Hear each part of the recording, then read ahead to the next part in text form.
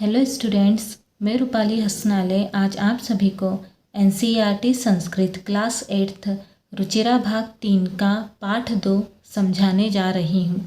तो आइए पाठ 2 का हिंदी अनुवाद के साथ अध्ययन करते हैं। द्वितीयः पाठः। इस पाठ का नाम है बिलस्य वाणी न कदापि मे श्रुता।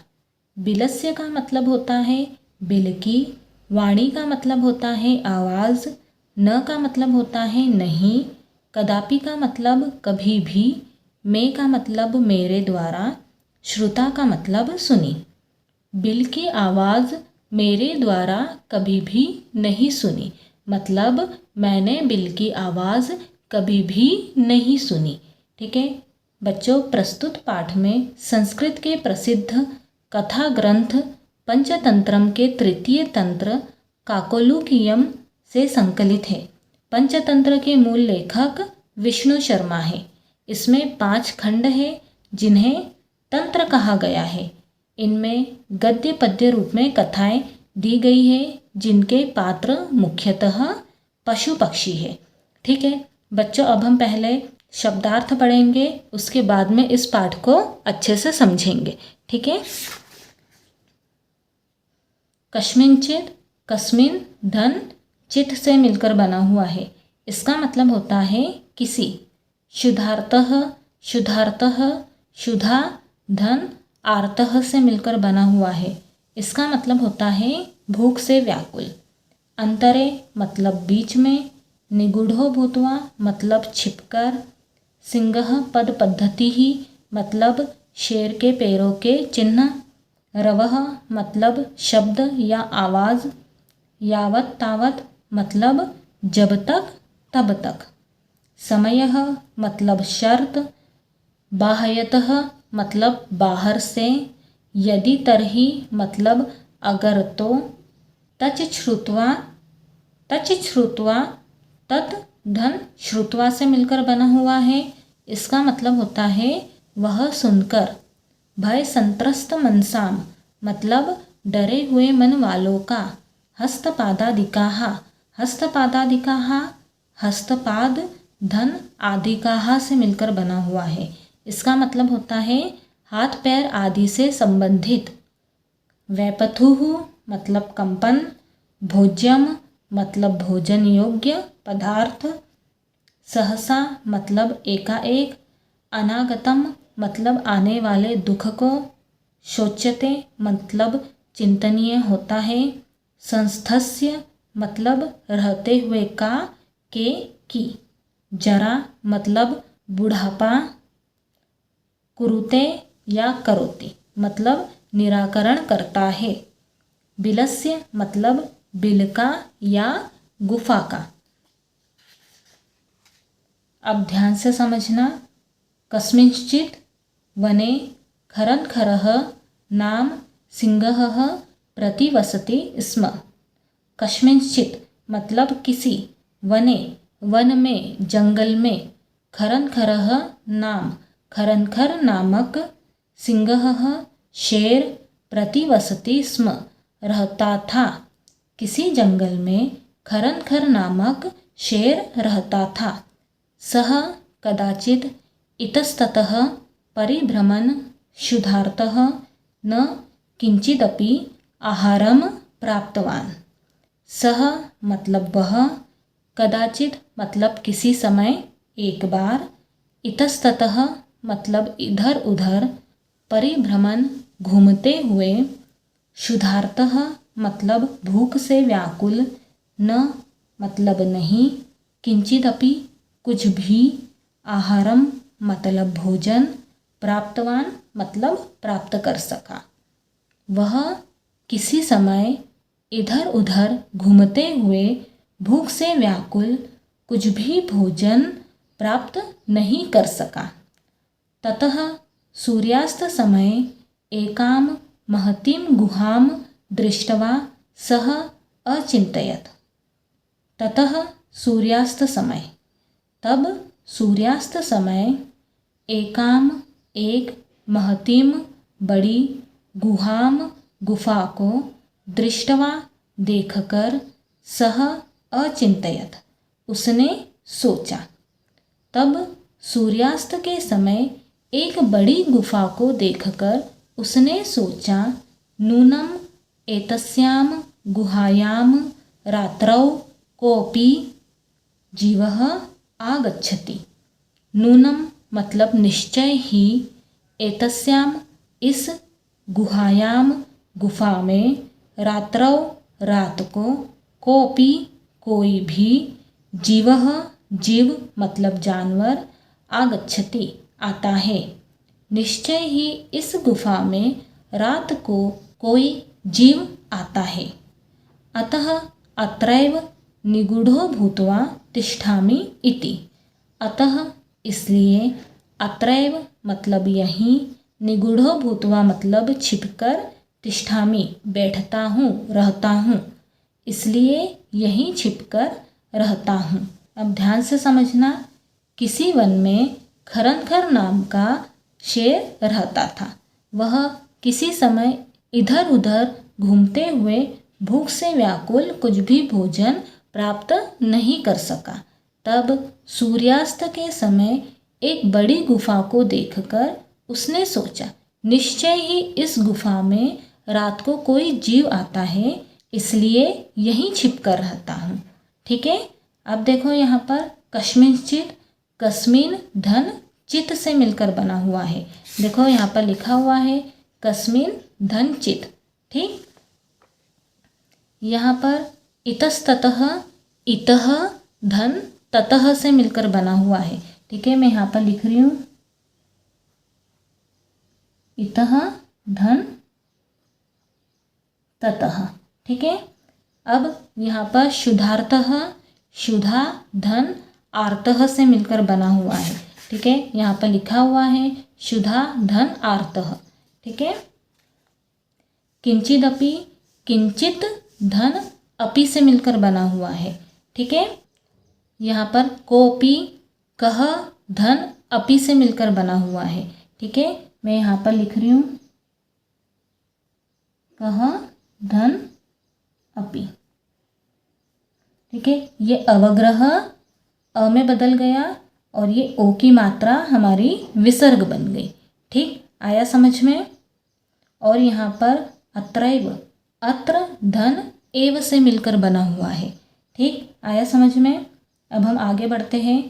एतस्मिन् अंतरे गुहायाः स्वामी दधिपुच्छः नामकः शृगालः समागच्छत्।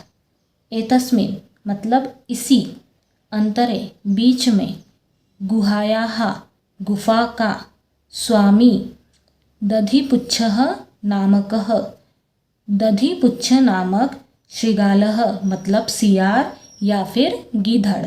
ठीक है, समागच्छत आ गया। इसी बीच में गुफा का स्वामी दधिपुच्छ नामक सियार मतलब गीधड़ आ गया। स च यावत् पश्यति तावत् सिंहः पदपद्धतिः गुहायां प्रविष्टा दृश्यते, न च बहिरागता। और वह, च का मतलब और, स का मतलब वह, और वह जब तक या जहाँ तक, ठीक है, पश्यति देखता है, तावत तब तक या फिर वहाँ तक, सिंह पद पद्धति ही शेर के पैरों के निशान, गुहायाम गुफा में, प्रविष्टा प्रवेश करते हुए, दृश्यते दिखाई देते हैं, न च बहिरागता और बाहर आते हुए नहीं। और वह जहाँ तक देखता है या फिर और वह जब तक देखता है वहाँ तक शेर के पैरों के निशान या फिर तब तक शेर के पैरों के निशान गुफा में प्रवेश करते हुए दिखाई देते हैं और बाहर आते हुए नहीं। शृगालः अचिंतयत्, सियार ने सोचा। अहो विनष्टोऽस्मि, अरे मैं तो मारा गया। नूनम अस्मिन् बिले सिंहः अस्तीति तर्कयामि। नूनम निश्चय ही, अस्मिन् बिले इस बिल में सिंहः शेर अस्ति तर्कयामि है ऐसा मैं सोचता हूँ। तत् किम करवाणि तब क्या करूँ। सियार ने सोचा, अरे मैं तो मारा गया, निश्चय ही इस बिल में शेर है ऐसा मैं सोचता हूँ, तब क्या करूँ। एवं विचिन्त्य दूरस्थः रवं कर्तुमारब्धः। ऐसा सोचकर दूर खड़े रहकर आवाज़ करने लगा, भो बिल, हे बिल, किम न स्मरसि, क्या तुम्हें याद नहीं, यन्मया त्वया सह, कि मेरी तुम्हारे साथ, समयः मतलब शर्त, एक शर्त, कृतो अस्ति तय हुई है।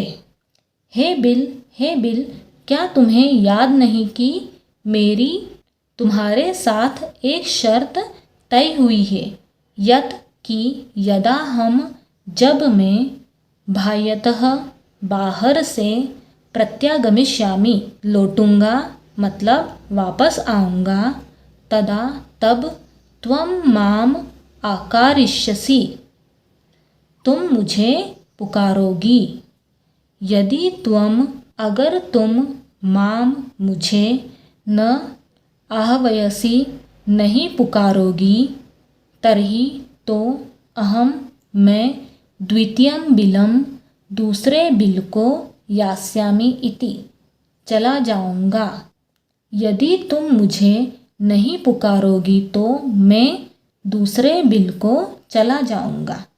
हे बिल, क्या तुम्हें याद नहीं कि मेरी तुम्हारे साथ एक शर्त तय हुई है कि जब मैं बाहर से लौटूंगा मतलब वापस आऊँगा तब तुम मुझे पुकारोगी। यदि तुम मुझे नहीं पुकारोगी तो मैं दूसरे बिल को चला जाऊँगा। ठीक है, अब ध्यान से समझना। सूर्यास्त के समय एक बड़ी गुफा को देखकर शेर ने सोचा, निश्चय ही इस गुफा में रात को कोई जीव आता है, इसलिए यहीं छिप कर रहता हूँ। इसी बीच में गुफा का स्वामी दधिपुच्छ नामक सियार आ गया। सियार का मतलब गीधड़। ठीक है, गीधड़ आ गया और वह जहाँ तक देखता है वहाँ तक शेर के पैरों के निशान गुफा में जाते हुए दिखाई देते हैं, परंतु बाहर आते हुए दिखाई नहीं देते हैं। ठीक है, सियार ने सोचा, अरे मैं तो मारा गया, निश्चय ही इस बिल में शेर है ऐसा मैं सोचता हूँ, तब क्या करूँ। ऐसा सोचकर दूर खड़े रहकर आवाज़ करने लगा। रवम मतलब आवाज़। ठीक है, आवाज़ करने लगा, हे बिल, क्या तुम्हें याद नहीं कि मेरी तुम्हारे साथ एक शर्त तय हुई है कि जब मैं बाहर से वापस आऊँगा तब तुम मुझे पुकारोगी। यदि तुम मुझे नहीं पुकारोगी तो मैं दूसरे बिल को चला जाऊँगा। ठीक, आया समझ में आप लोगों को। अब देखो यहाँ पर बहिरागता बहिहि धन आगता से मिलकर बना हुआ है। ठीक है, मैं यहाँ पर लिख रही हूँ बहिहि धन आगता। यहाँ पर विनष्टोऽस्मि, विनष्टः धन अस्मि से मिलकर बना हुआ है। ठीक है, मैं यहाँ पर लिख रही हूँ विनष्टः धन अस्मि। ठीक है, यहाँ पर अस्तिति अस्ति धन इति से मिलकर बना है। ठीक है, यहाँ पर कर्तुर्मारबद्धः कर्तुम धन आरब्धः से मिलकर बना हुआ है। ठीक है, मैं यहाँ पर लिख रही हूँ कर्तुम धन आरब्धः। ठीक है, यहाँ पर यन्मया यत धन मया से मिलकर बना हुआ है। ठीक है, यहाँ पर कृतोस्ति कृतः धन अस्ति से मिलकर बना हुआ है। यहाँ पर यदा हम यदा धन अहम से मिलकर बना हुआ है। ठीक है। यहाँ पर प्रत्यागमिष्यामि प्रति धन आगमिष्यामि से मिलकर बना हुआ है। ठीक है। अब हम आगे बढ़ते हैं। अथ एतत् श्रुत्वा सिंहः अचिन्तयत्। अथ मतलब इसके बाद, अब, यह सुनकर शेर ने सोचा, नूनमेषा गुहां स्वामिनः सदा समाहवानं करोति। नूनमेषा मतलब निश्चय ही यह, गुहा गुफा, स्वामिनः स्वामी को, सदा हमेशा, समाहवानं करोति पुकारती है। निश्चय ही यह गुफा स्वामी को हमेशा पुकारती है, परंतु मद भयात न किंचित वदति। लेकिन मेरे भय से कुछ नहीं बोल रही है। इसके बाद यह सुनकर शेर ने सोचा, निश्चय ही यह गुफा स्वामी को हमेशा पुकारती है, लेकिन मेरे भय से कुछ नहीं बोल रही है। अथवा साध्वीदम उच्यते, अथवा यह ठीक ही कहते हैं। भय संत्रस्त मनसाम हस्तपादादिकाः क्रियाः प्रवर्तन्ते न वाणी च वेप्थुश्चाधिको भवेत्। भय संत्रस्त मनसाम का मतलब होता है डरे हुए मन वालों के। हस्तपादादिकाः का मतलब हाथ पैर आदि से संबंधित, क्रियाएं, प्रवर्तन्ते न नहीं होती है। डरे हुए मन वालों के हाथ पैर आदि से संबंधित क्रियाएं नहीं होती है।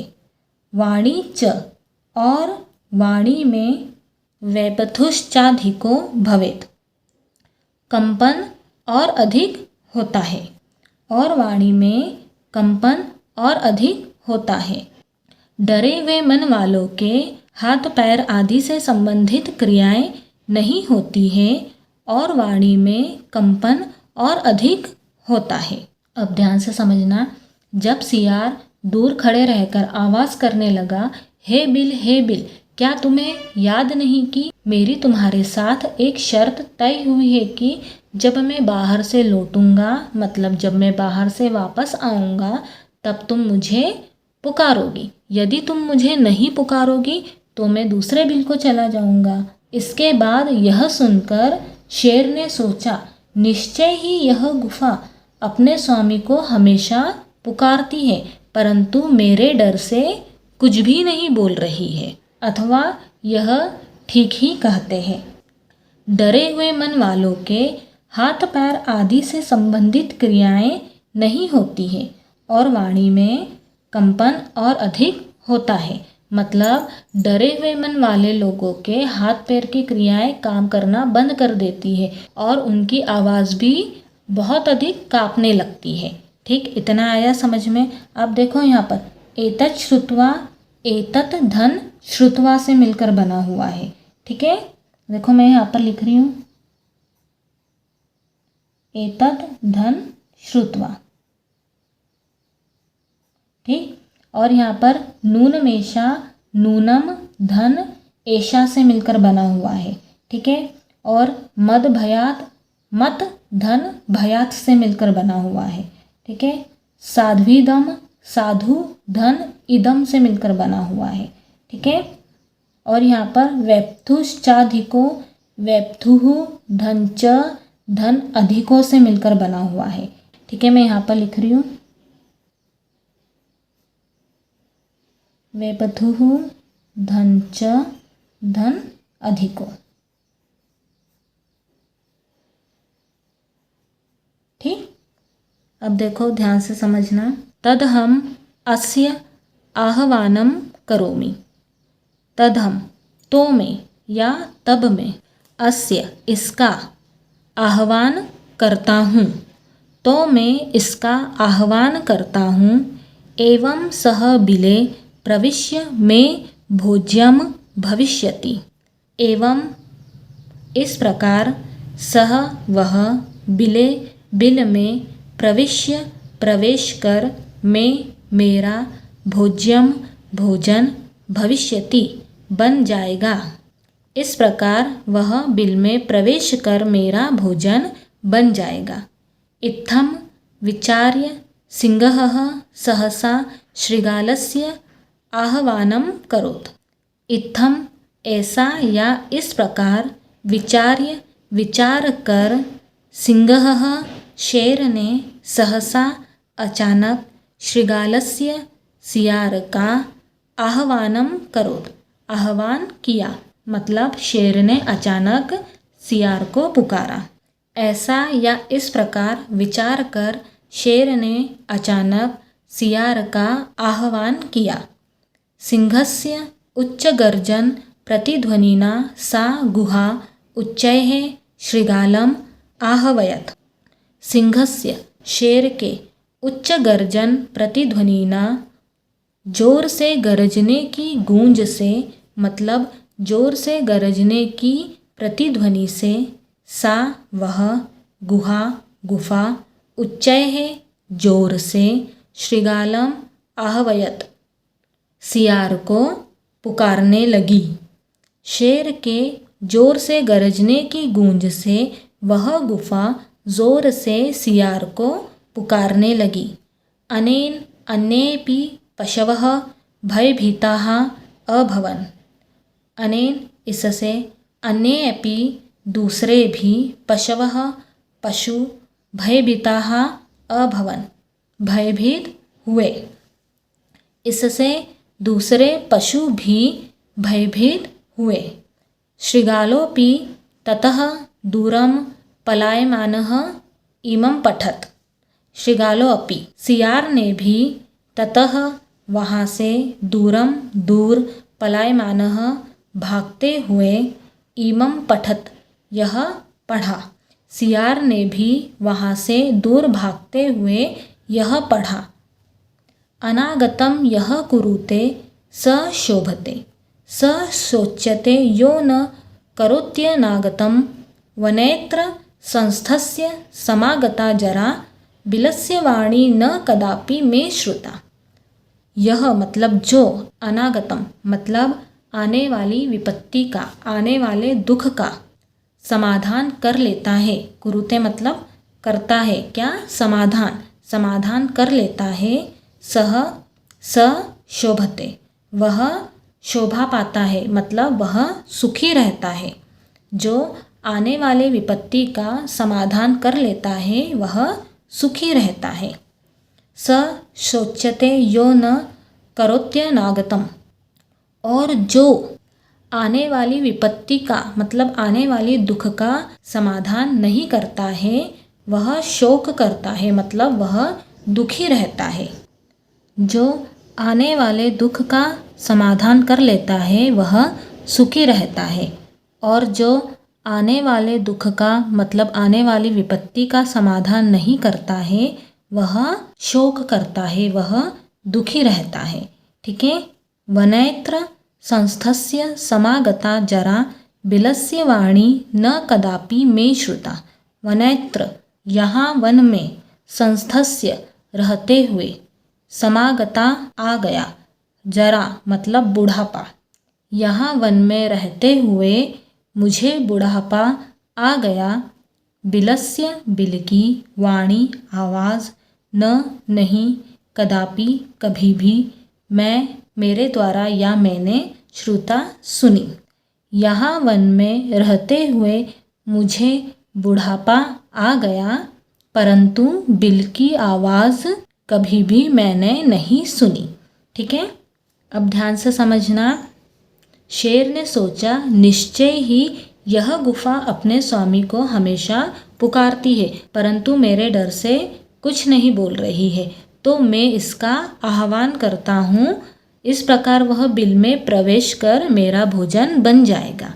ऐसा विचार कर, मतलब इस प्रकार विचार कर शेर ने अचानक सियार का आह्वान किया। शेर के जोर से गरजने की गूंज से वह गुफा जोर से सियार को पुकारने लगी। इससे दूसरे पशु भी भयभीत हो गए। सियार ने भी वहाँ से दूर भागते हुए यह पढ़ा। जो आने वाली विपत्ति का मतलब जो आने वाले दुख का समाधान कर लेता है वह सुखी रहता है, और जो आने वाले दुख का समाधान नहीं करता है मतलब आने वाली विपत्ति का समाधान नहीं करता है वह दुखी रहता है, वह शोक करता है। यहाँ वन में रहते हुए मुझे बुढ़ापा आ गया, किसे? शेर को, परंतु कभी भी मैंने बिल की आवाज़ नहीं सुनी। ठीक है, अब देखो यहाँ पर तदम तत् धन अहम से मिलकर बना हुआ है। यहाँ पर आह्वानम करोत, आह्वानम धन अकरोत से मिलकर बना हुआ है। यहाँ पर अनेपि, अने धन अपि से मिलकर बना हुआ है। यहाँ पर श्रृगालोपि, श्रृगालः धन अपि से मिलकर बना हुआ है। यहाँ पर इमम पठत, इमम धन अपठत से मिलकर बना हुआ है। यहाँ पर करोत्यनागतम, करोति धन अनागतम से मिलकर बना हुआ है। मैं यहाँ पर लिख रही हूँ करोति धन अनागतम।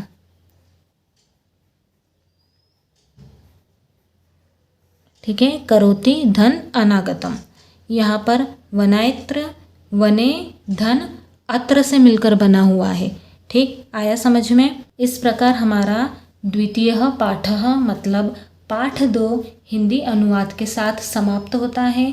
यदि आप लोगों को मेरा पढ़ाना समझ में आया हो तो जल्दी से मेरे वीडियो को लाइक कीजिए और मेरे चैनल को सब्सक्राइब कीजिए, और साथ ही साथ अपने फ्रेंड्स को भी ये वाला वीडियो जल्दी से शेयर कीजिए।